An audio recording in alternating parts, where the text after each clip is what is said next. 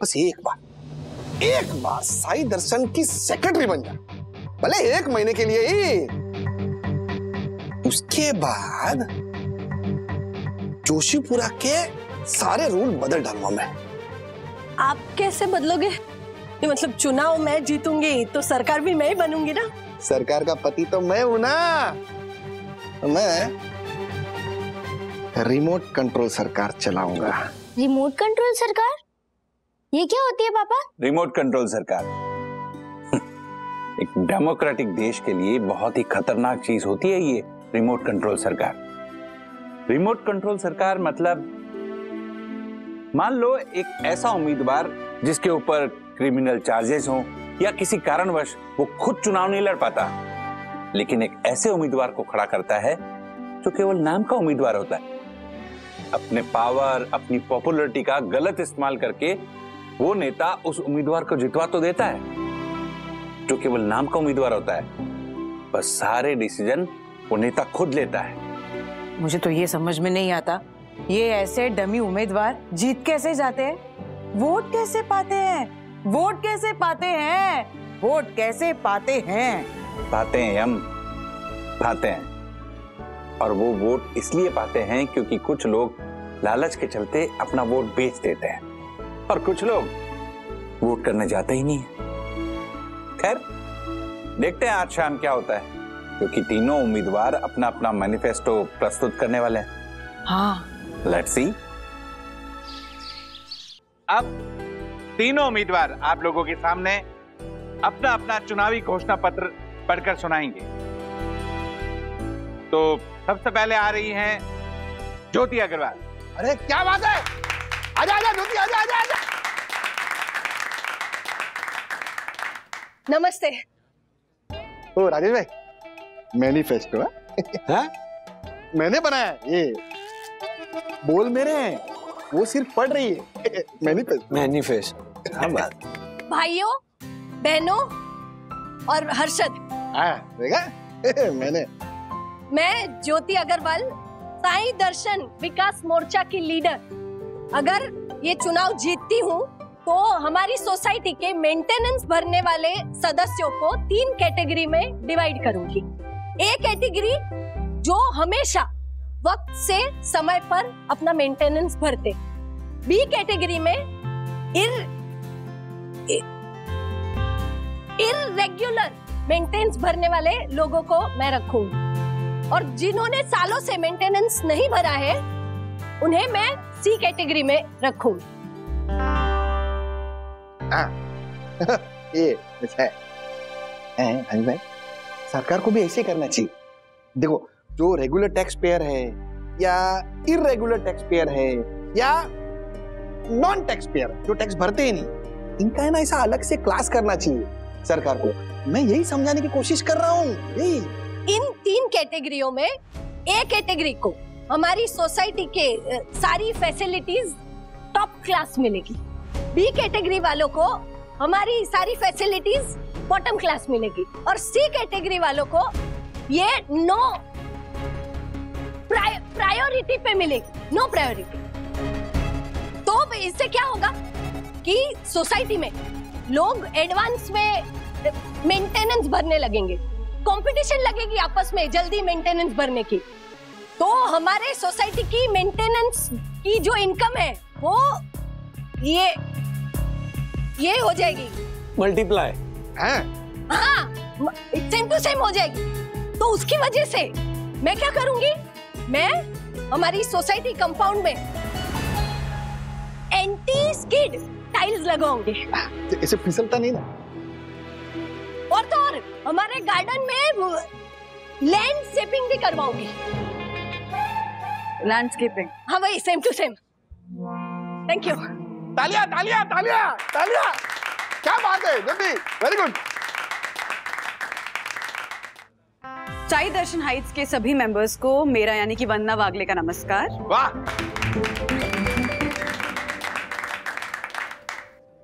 मेरी पार्टी का नाम है साई दर्शन विकास पार्टी और मेरी पार्टी का चिन्ह है अपवर्ड एरो, यानी कि वो चिन्ह जो दर्शाता है कि हम हमारी सोसाइटी के विकास को ऊपर की तरफ लेकर जाएंगे।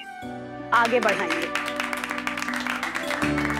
और आज हमारी सोसाइटी की सुख सुविधाओं को बढ़ाने के लिए मैं हमारी पार्टी का मैनिफेस्टो आप सबके सामने पेश करती हूँ।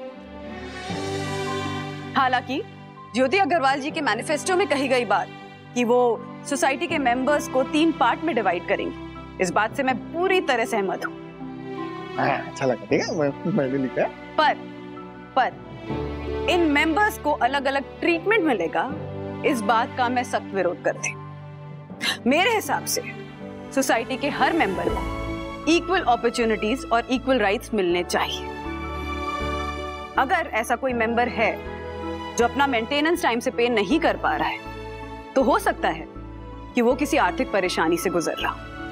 हम सब ने देखा है कि कोविड के बाद ऐसे कई परिवार हैं, छोटे मोटे बिजनेस चलाने वाले परिवार या मिडिल क्लास परिवार, जिनको कई आर्थिक परेशानियों से गुजरना पड़ा है। इसलिए एज अ सोसाइटी हमारा फर्ज बनता है कि हम उन परिवारों की मदद कर सकें, उनसे जान पाएं उन्हें क्या परेशानियां हैं। इसके अलावा हमारी सोसाइटी में ऐसे कई परिवार होंगे जिनको सोसाइटी के किसी रूल या किसी रेगुलेशन से दिक्कत होगी, तो मैं वादा करती हूँ कि मैं ऐसे परिवारों से भी मिलूंगी, उनकी परेशानियों को जानूंगी, समझूंगी और उस परेशानी का समाधान निकालने की पूरी कोशिश करूंगी।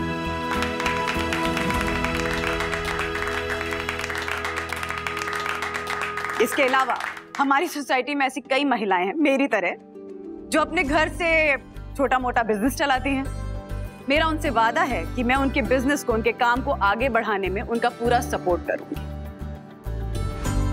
क्योंकि एक महिला को भी पूरा अधिकार है अपने परिवार की, अपने देश की आर्थिक उन्नति में हिस्सा लेने का। बिल्कुल। इसके अलावा मैं एक और वादा करती हूँ आप लोगों से कि हमारी सोसाइटी में हर 3 महीने पे मैं सेमिनार्स ऑर्गेनाइज कराऊंगी, जिसमें एक्सपर्ट्स आएंगे और वो हम सबको हेल्थ पे, फाइनेंस पे, मेंटल स्टेट पे गाइडेंस देंगे।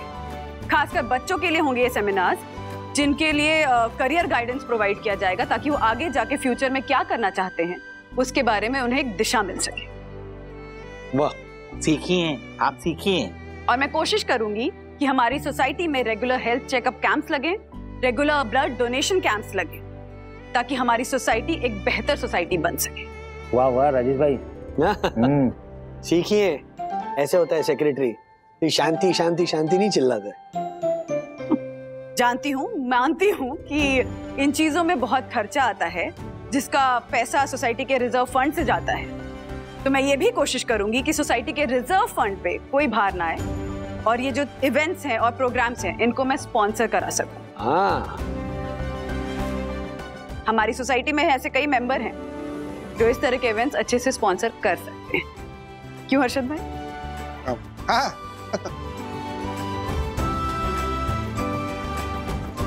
तो ये है मेरा छोटा सा मैनिफेस्टो। मेरी और मेरी पार्टी साई दर्शन विकास पार्टी की ये पूरी कोशिश रहेगी कि हम साई दर्शन हाई सोसाइटी को एक बेहतर सोसाइटी बना सकें। वाह, क्या बात है वहीनी। नमस्कार भाइयों और बहनों, हमने इन दोनों उम्मीदवारों से बहुत बड़े बड़े भाषण सुने और यहाँ मैं अपना मैनिफेस्टो प्रस्तुत करने जा रहा हूँ सिर्फ 3 शब्दों में। अच्छा, फटाफट खत्म हो गया। और वो 3 शब्द हैं फ्री, फ्री और फ्री।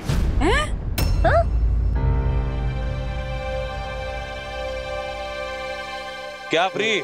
मेरी पार्टी का नाम है साई दर्शन समाज शक्ति पार्टी और उसका सिंबल है ये परसेंटेज। और इस सिंबल का एक ही लक्ष्य है, आप सब लोगों को 100% सब कुछ फ्री दिलवाना। चिंता मत करिए, मेरे पास बहुत से तरीके हैं ये करवाने के लिए। सोसाइटी के टेरेस पे मैं 4 से 5 मोबाइल कंपनियों के टावर लगवाऊंगा। लोड कितना पड़ेगा?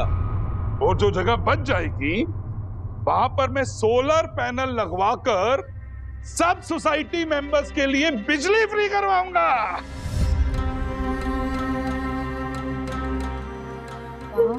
राजेश भाई, जो मोबाइल टावर का किराया आएगा ना, उससे हम सब भाइयों और बहनों की सोसाइटी की मेंटेनेंस फ्री हो जाएगी।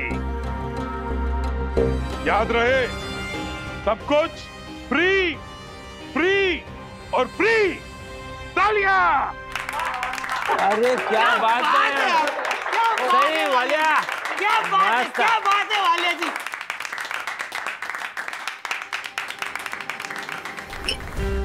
तुझे पता है इनका मैनिफेस्टो शिखर ने बनाया है। क्या? ये सब ना इनप्रैक्टिकल वादे हैं गुनगुन। अरे पर सुनने में तो अच्छे लग रहे हैं ना। और वैसे भी शिखर ने बोला था बस एक बार सरकार बन जाए, फिर वादे तो लोग भूल ही जाते हैं। लेकिन ये गलत है।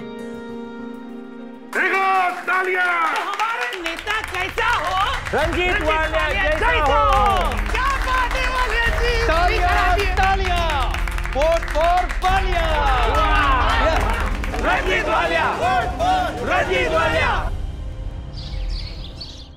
देखो देखो, सही क्या है गलत क्या है, इसका फैसला तो जनता के दरबार में ही होगा।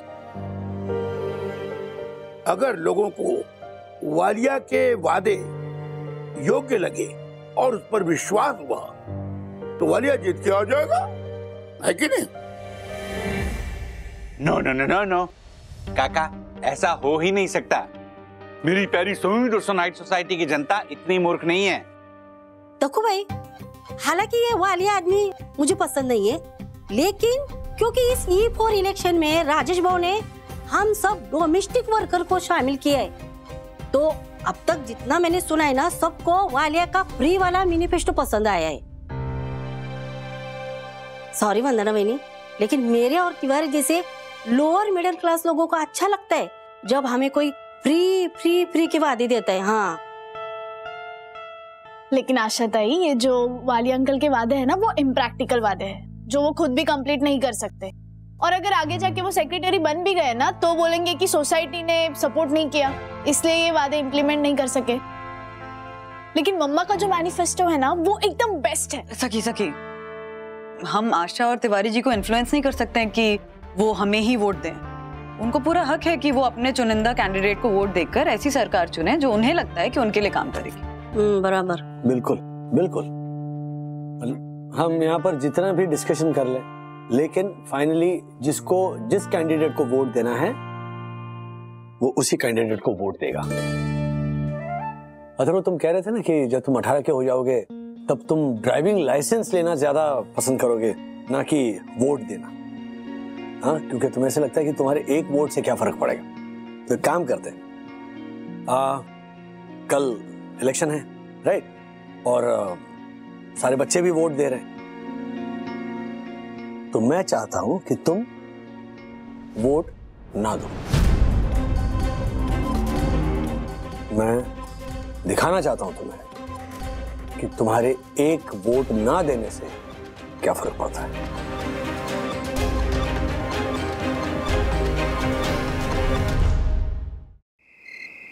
अथर्व, कई बार किसी पार्टी के साथ हमारा इमोशनल जुड़ाव होता है, जैसे हम दोनों का मम्मा के पार्टी के साथ है। लेकिन तुम ये सोचो कि ये इमोशनल डिसीजन हमारे देश के लिए सही है। तो आप कह रहे हो कि आप मम्मी की पार्टी को वोट नहीं दोगे? वो मैं तुम्हें नहीं बता सकती। मैं तुम्हें बस इतना समझा रही हूँ कि मम्मा के पार्टी ने जो भी मैनिफेस्टो बनाया है, उसको दूसरी पार्टी के साथ कंपेयर करके हमें ये सोचना है कि हमारे देश को, यानी हमारी सोसाइटी को सबसे ज्यादा फायदा मम्मा के पार्टी से होगा या किसी दूसरे पार्टी से, और हमें डिसीजन लेना है। वो डिसीजन शायद हमारे इमोशन से जुड़ा नहीं होगा, लेकिन देश के हित के लिए सही होगा। दीदी प्लीज बताओ ना कि मम्मी को वोट दे रहे हो कि नहीं, और क्या लगता है मम्मी जीतेगी कि नहीं? वो तो कल इलेक्शन में पता चलेगा ना, so just wait and watch. अरे हमारा नेता कैसा हो? रंजीत वालिया जैसा हो। हमारा नेता कैसा हो? रंजीत वालिया जैसा हो। हमारा नेता कैसा हो? रंजीत वालिया जैसा हो। 1 मिनट, प्रचार खत्म हो चुका है, आज वोटिंग का दिन है, चलिए बैठ जाइए। अच्छा राजेश भाई, ठीक है ठीक है। अच्छा भाइयों,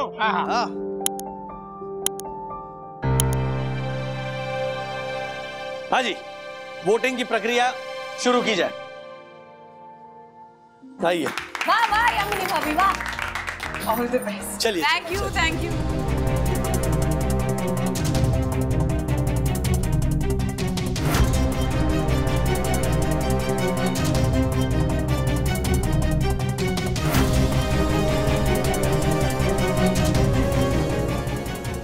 क्या हुआ आशा? थैंक यू मुझे भी साई दर्शन का हिस्सा मानने के लिए। ओहो,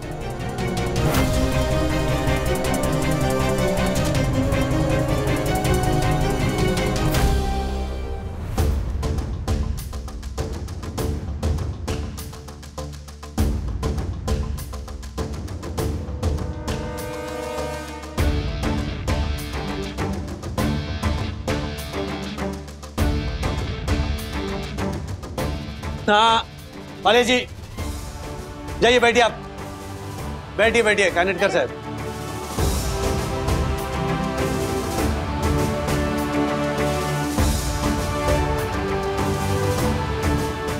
हर्षद भाई जाओ जाओ वोट करो वालिया जी को।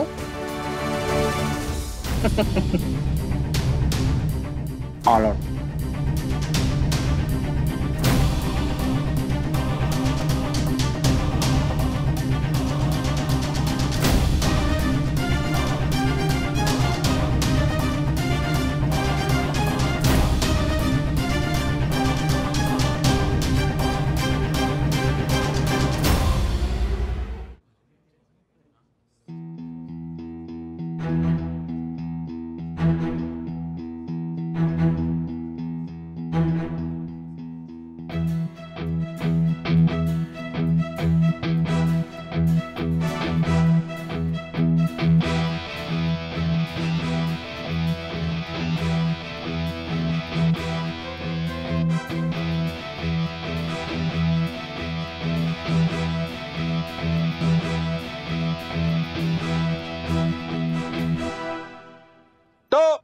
वोटिंग हो चुकी है और रिजल्ट भी आ चुके हैं। मिस्टर वालिया की पार्टी को मिले हैं कुल 12 वोट और ज्योति भाभी की पार्टी को मिले हैं 39 वोट्स और परम पूजनीय वंदना भाभी की पार्टी को मिले हैं 50 वोट। क्या बात है। और एक वोट नहीं डाला गया है। इसका मतलब यह है कि मेजॉरिटी किसी भी पार्टी की नहीं होगी। तो बच्चों, ऐसी सिचुएशन में साई दर्शन की सरकार बनाने का दावा इन तीनों में से किसी भी दो पार्टीज को मिलकर करना होगा। या ज्योति अग्रवाल वालिया जी के साथ मिलकर सरकार बनाए या फिर वालिया जी इन दोनों में से किसी एक के साथ मिलकर सरकार बनाए। अब ये बात इन तीनों को तय करनी है। सरकार बनाने का दावा तो मैं ही करने वाला हूं।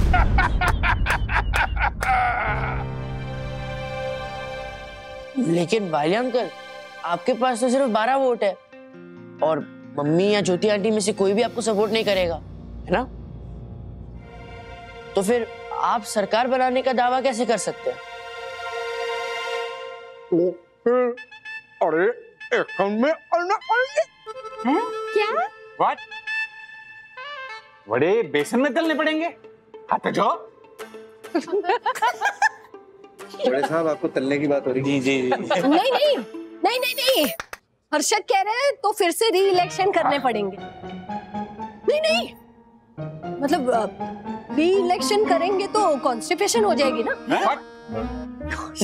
कॉम्प्लिकेशन ज्योति बहन। हाँ हाँ, वही सेम टू सेम। तो मैंने तय किया है कि मैं वालिया जी से बातचीत करूंगी और शायद हम एयरलाइंस बनाएंगे। अलायंस बनाएंगे? हाँ वही सेम टू सेम, मतलब गठबंधन की सरकार बनाकर मैं अपना दावा पेश करूंगी।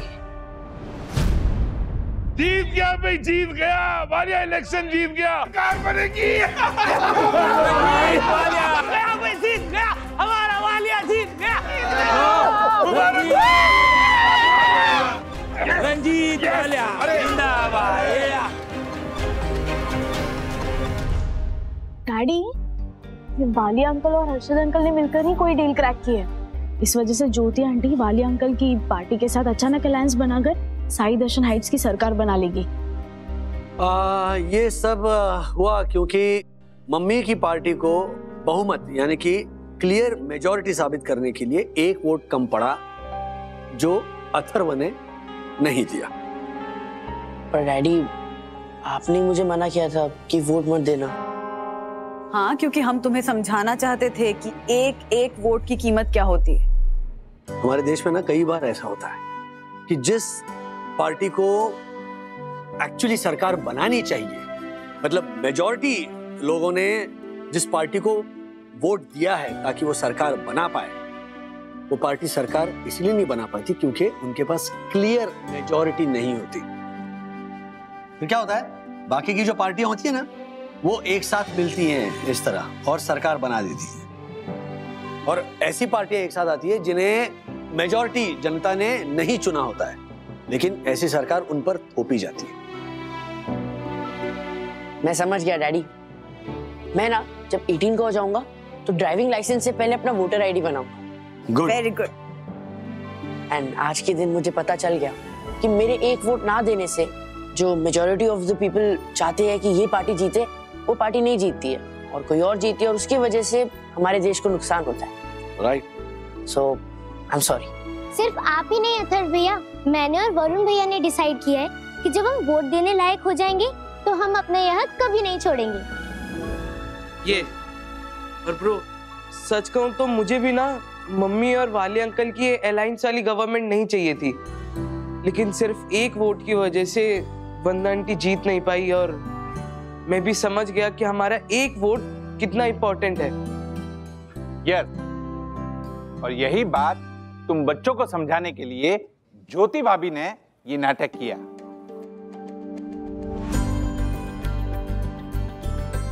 नाटक?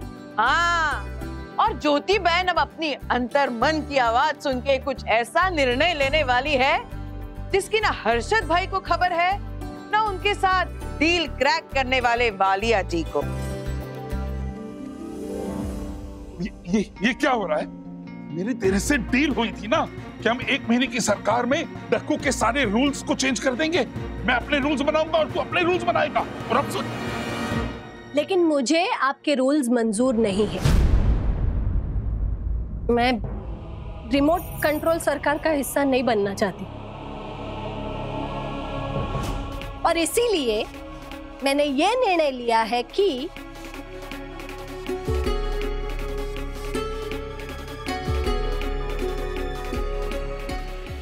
क्या निर्णय लेने वाली है वो? है? मैं ज्योति हर्षद अग्रवाल और मेरी पार्टी साई दर्शन विकास मोर्चा बिना किसी शर्त के वंदना वागले यानी साई दर्शन विकास पार्टी को समर्थन देते हैं, क्योंकि सोसाइटी के हित में चुना गया उनका रास्ता ज्यादा बेहतर है।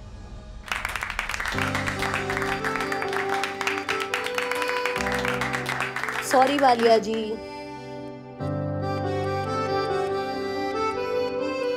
क्या बात है ज्योति, क्या बात है।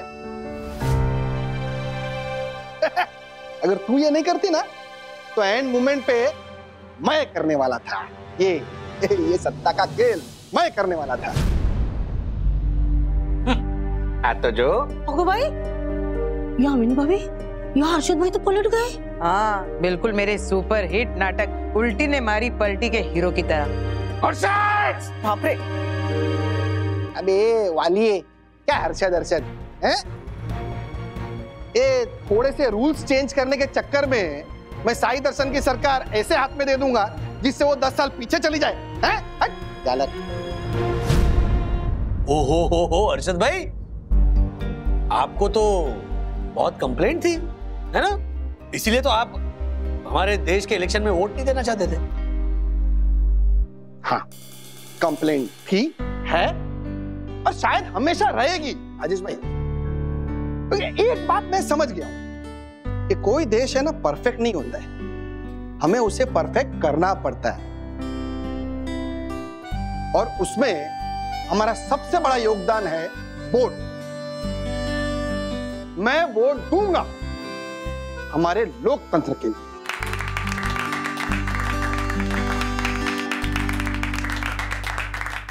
धोखा, धोखा, हाँ।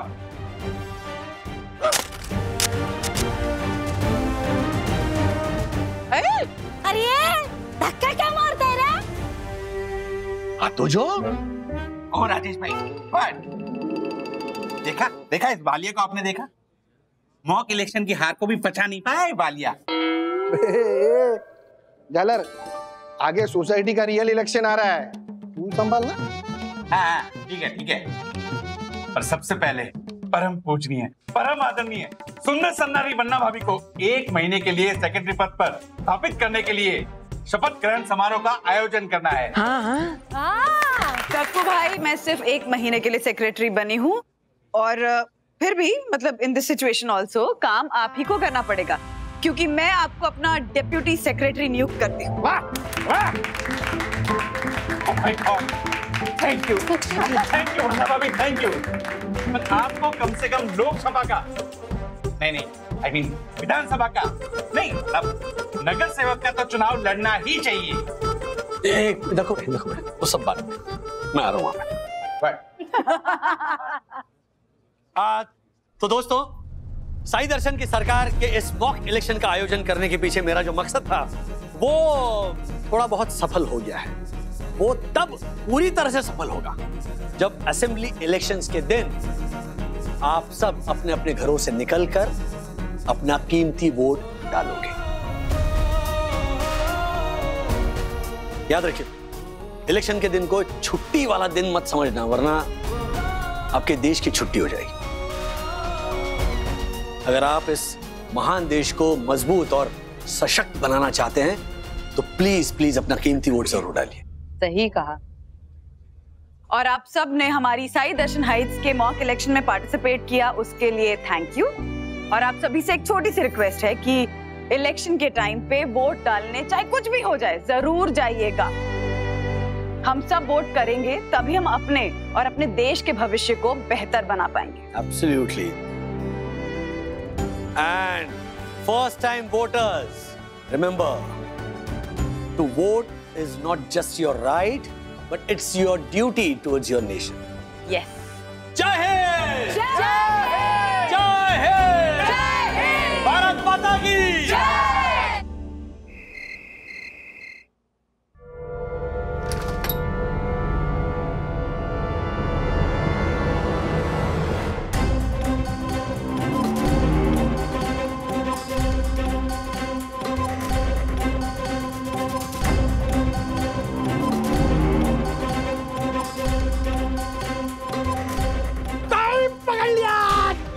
अरे जल्दी पुलिस को फोन करो। बंदो, मैंने चोर को पकड़ लिया है। चिल्ला क्यों रहे हो? चोर को पकड़ लिया। मैं हूँ चोर, ये देखो। मैं हूँ डैडी। मेरे चोर की आवाज जानी पहचानी क्यों लग रही है? डैडी ब्लैंकेट निकालो, चोर भी जाना पहचाना लगेगा। मैं हूँ डैडी। आपको ऐसा क्यों लगा कि मैं चोर हूँ? क्योंकि रात के 3 बजे चोरी छुपके खिड़की से या तो मच्छर या दरवाजे से चोर ही घुसता है। कहाँ गए थे तुम? ब्रो के घर पे मूवी देखने। हैं? रात के 3 बजे मूवी देखने कौन जाता है? अरे गया था तो उसमें क्या है? रात के 3 बजे कौन फिल्म देखता है? डैडी, एग्जाम के वक्त जब मैं 3 बजे तक पढ़ाई कर रहा था तब तो किसी को प्रॉब्लम नहीं थी, और अब जब मैं 3 बजे मूवी देख रहा हूँ तो सबको प्रॉब्लम हो गई है। और आपने बोला ना कि वेकेशन टाइम है तो एंजॉय करो, तो मैं एंजॉय कर रहा हूँ। हाँ, पर एंजॉयमेंट का कोई एक फिक्स टाइम होना चाहिए ना, ऐसे पूरे दिन थोड़ी ना एंजॉय करते रहोगे तुम। और रात के 3 बजे मूवी कौन देखता है? दिन में नहीं देख सकते? मम्मी, क्या दिन क्या रात, ये सब इंसानों के बनाए हुए नियम है। हा? दिन में काम करो, अंधेरा होते ही सो जाओ, पर कुदरत ना ऐसा भेदभाव नहीं करती है। रात को भी हवा चलती है, रात को फूल भी खिलते हैं। हाँ, समुंदर में लहरें रात को भी चलती है। एग्जैक्टली। तो फिर रात के 3 बजे में मूवी क्यों नहीं देख सकता? ओहो, बाबा अथर्व की जय! खुश रहो खुश रहो खुश रहो। चलो बाबा थक गए हैं तो बाबा सोने जा रहे हैं। अरे बाबा जी एक मिनट और थोड़ा ज्ञान डालिए हमारे दिमाग में। कल संडे है ना, तो संडे को एक रूल है कि वागई परिवार साथ बैठकर सुबह की चाय और ब्रेकफास्ट करता है, याद है? या ये इंसानों के बनाए हुए फिजूल रूल है, ऐसा तुम्हें लगता है? देखो कुछ रूल्स ना अच्छे होते हैं, अच्छा, जिन्हें फॉलो करना चाहिए। तो बाबा कल सुबह चाय नाश्ते पे जरूर आएंगे। जरूर। Thank you. आइए बाबा जी। बाबा जी प्लीज। हाँ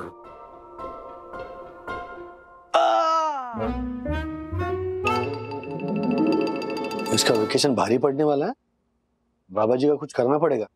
डैडी छोटा है अथर्व, हाँ आ जाएगा डिसिप्लिन। ठीक है, गुड नाइट।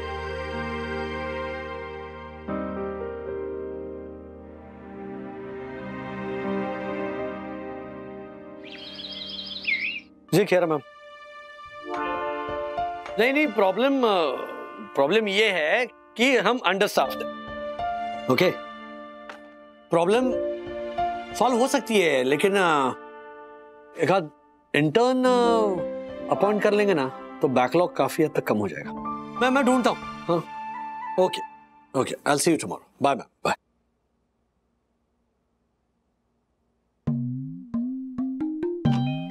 बंधु,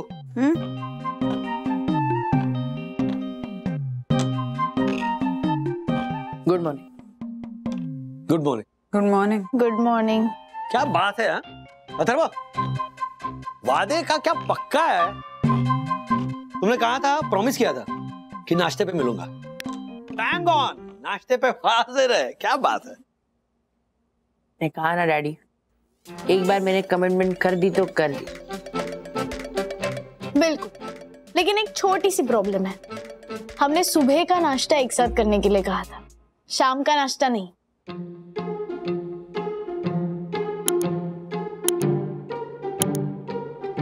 ओह, क्या है, रात को 3-3 बजे तक जागोगे ना, तो सुबह के नाश्ते पर नहीं, शाम को 4 बजे के नाश्ते पे मिलोगे। और अब तुम कहोगे कि सुबह का नाश्ता हो, दोपहर का खाना हो या शाम का नाश्ता हो, ये सब इंसानों के बनाए हुए रूल्स हैं। कुदरत इन चीजों में भेदभाव नहीं करती है ना। बिल्कुल बिल्कुल। तो कुदरत की तरह भेदभाव ना करते हुए तुम भी ये सुबह का बना हुआ पोहा, लंच में बनाई हुई दाल, सब्जी, रोटी, चावल और शाम के नाश्ते में बनाए हुए पकोड़े और टोस्ट एक साथ खा, और इसके साथ साथ ये दूध और जूस भी मिलाकर पियो। हाँ,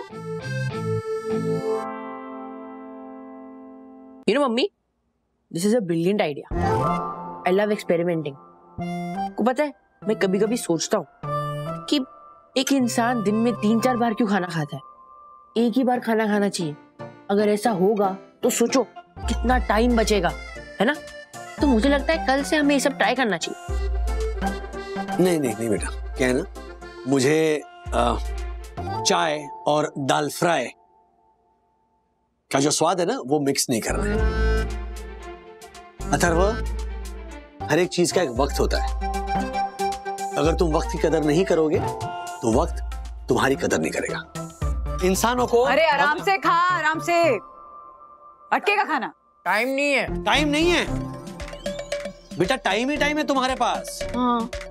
नहीं है डैडी, अभी मुझे 3 घंटे नीचे क्रिकेट खेलना है, फिर 1 घंटे फुटबॉल खेलना है, फिर घर आके मेरे फेवरेट सुपर हीरो की मूवी भी देखनी है।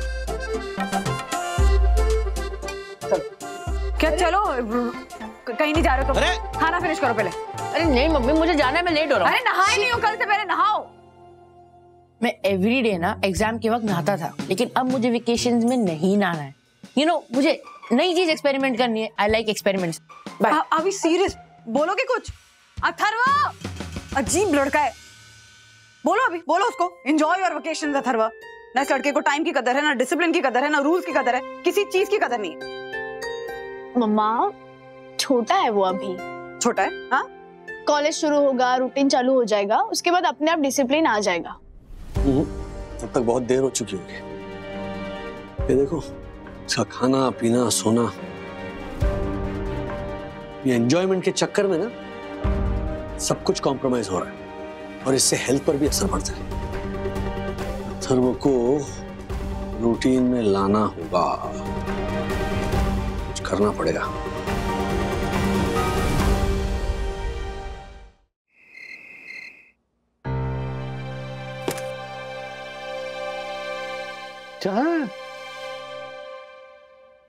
फूला देशपांडे, पंडित भीमसेन जोशी, क्या बात है? ये क्या खजाना है? ये किस खुशी में निकला बाहर? राजू, तेरे पापा ने ना ये सारा खजाना अलमारी से निकालने के लिए कहा था मुझे, ताकि अथर्व वेकेशन में कुछ पढ़े, कुछ म्यूजिक सुने, शायद कुछ अकल आ जाए। नहीं, पर अथर्वा ने कहा था कि वो आएगा, ये सारी किताबें पढ़ेगा और संगीत सुनेगा, लेकिन वो आया ही नहीं। बचपन में मैंने ये सारी किताबें कितनी बार पढ़ी है, बाप रे बाप। हर वेकेशन में मैं सेम किताब पढ़ता था। इन किताबों से जो ज्ञान मिला है ना मुझे, वो स्कूल और कॉलेज की किताबों से नहीं मिला, फ्रैंकली स्पीकिंग। आजकल बच्चों के पास इतने सारे ऑप्शंस हैं ना, पूछो मत। पहले अच्छा था ना, कम ऑप्शंस थे ना, इसलिए जिंदगी आसान थी। नहीं राजू, ऑप्शन ज्यादा है ये प्रॉब्लम नहीं है, तो फिर कौन सा ऑप्शन चुनना, ये निर्णय लेना बहुत जरूरी है। वो ऑलरेडी अथर्व का क्लियर है। दिन भर वो सोशल मीडिया पर रहता है, उसी स्क्रीन पर गेम्स खेलता है, उसी स्क्रीन पर फिल्म देखता है। इस तरह प्लान किया है उसने अपना पूरा वेकेशन। जिस तरह शरीर को पौष्टिक आहार की जरूरत होती है, उसी तरह बढ़ते बच्चों के दिमाग के लिए ये पौष्टिक आहार जरूरी है। लेकिन अथर्व को जंक फूड में इंटरेस्ट है। चला, गुड नाइट। अरे मैं सोने जा रहा हूँ। इतनी जल्दी? हाँ यार, कल सुबह काम पे जल्दी रिपोर्ट करना है, तो अभी सो जाऊं तो नींद पूरी हो जाएगी। कल रात को लेट सोया था तो दिन भर उबासी आ रही थी, थका आ रहा सा फील कर रहा था। ठीक है, good night. Good night. Good night. देखा राजू, जब से नौकरी में टिका है ना, तब से कितना डिसिप्लिन हो गया है ना।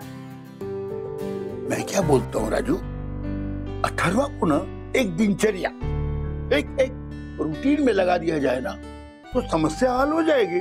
हाँ राजू, उसे ना किसी काम में लगा दो, ताकि दिन भर काम करके ना थक जाएगा और जल्दी सो जाएगा। देखा ना मनोज, कैसे रात को 10 बजे सोने लगा है कि नहीं? मिल गया। क्या मिल गया? हाँ मिल गया, शायद कोई सॉल्यूशन मिल गया। हाँ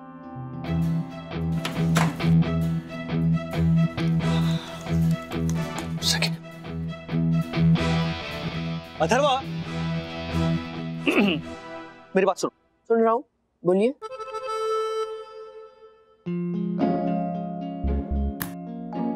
दीदी। क्या दीदी? हाँ, तुम डैडी की बात सुन नहीं रहे थे अथर्वा, तुम लैपटॉप पे अपने वीडियो गेम्स के प्राइसेस देखने में बिजी थे। आंखें मेरी लैपटॉप की तरफ थी, पर कान डैडी की तरफ ही थे। अच्छा चलो बोलिए। P2P को एक यंग, डायनामिक और एनर्जेटिक इंटर्न की जरूरत है।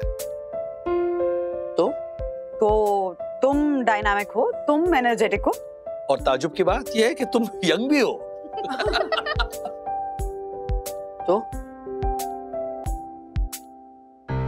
तो मैं विद्युत को इंटर्न बना देता हूं। ओह, ग्रेट आइडिया। चलो। क्या ग्रेट आइडिया? डैडी तुझे उनकी कंपनी में इंटर्न बनाने की सोच रहे हैं बुद्धू? मैं इंटर्न? क्यों? ताकि तुम मेरा हाथ बटा पाओ। तुम्हारे वेकेशन चल रहे हैं? तुम्हें बिजनेस का शौक है, उसी बहाने तुम्हें बिजनेस का एक्सपीरियंस मिल जाएगा। सी, कॉलेज में डैडी, एक्सपीरियंस ना आगे कभी ना कभी मिल जाता है, पर 10th स्टैंडर्ड के बाद जो वेकेशन आता है ना, वो वेकेशन लाइफ में सिर्फ एक बार आता है, तो अभी मैं वो एंजॉय कर रहा हूँ।